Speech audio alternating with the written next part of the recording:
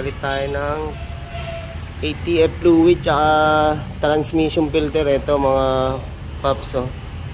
Bali, O-ring kasama na ito. magkano? O-ring. Magkano yung o-ring tsaka to? Kasama na yan. Bali ano? Oh, yun mga boss, oh. 1.5 ang bili ni Bossing dito sa filter natin ng transmission. Kasama na yung pinaka o-ring doon. Kakalasin natin yung o-ring doon. Tsaka yun, kasama na pinaka gasket. Oo, paikot, kasama na rin. Okay, ito na yung nalinisan natin pinaka oil pan. Tsaka yung ano niya, magnet. Ito yung bagong o-ring gasket. Okay, bali yan, kinakabit na natin. Ito palang 2014 model na Chevrolet Trailblazer, walang drain plug. Kaya kailangan natin tanggalin talaga yung pinaka oil pan ng transmission. Pwede rin naman siyang pa-dialysis kung halimbawa gusto nyo. Kagandahan lang dito, mapapalitan natin talaga yung pinaka filter o kaya malilinisan natin. Tsaka yung oil pan nya.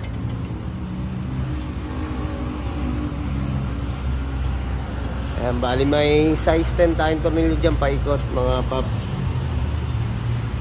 Basta ang palitan na natin ng transmission fluid ng mga ganito is 50k mileage, 40 or 50. Oo. Pwede pa ng 50. Oo, yun. 40 or 50, kailangan mapalitan natin yan. Para mas maganda yung circulating transmission natin, tsaka yung takbo. Sumaritin mo man. Okay. Bali, ito yung pinaka-bushing o-ring natin, na sinusuksukan na itong pinaka-filter natin. Yan. Pag may kasama kayo nabili na ganito, kailangan nyo talagang kalasin to. Para mas maganda yung pagka o-ring nya. Siguradong walang singaw.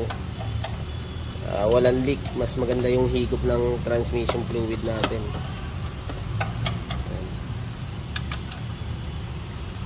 Okay, bali ito yung parts number natin ng transmission filter. Yan.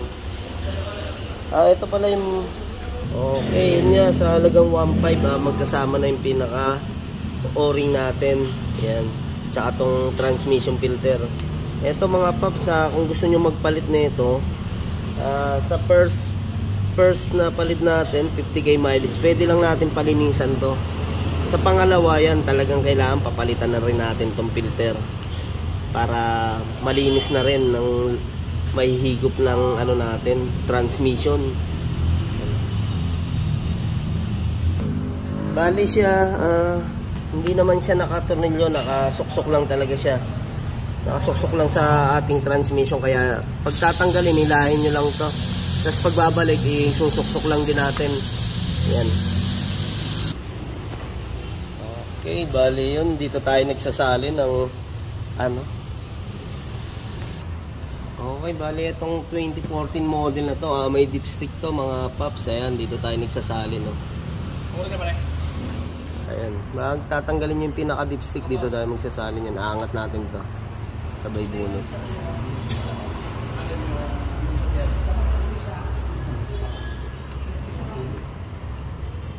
Pinaka-pull ng ATF natin is dito sa pinaka-hot. Kailangan dito, yan. Yan. Okay, bali yan. Kuha lang tayo imbudo na medyo swak dun sa dipstick natin.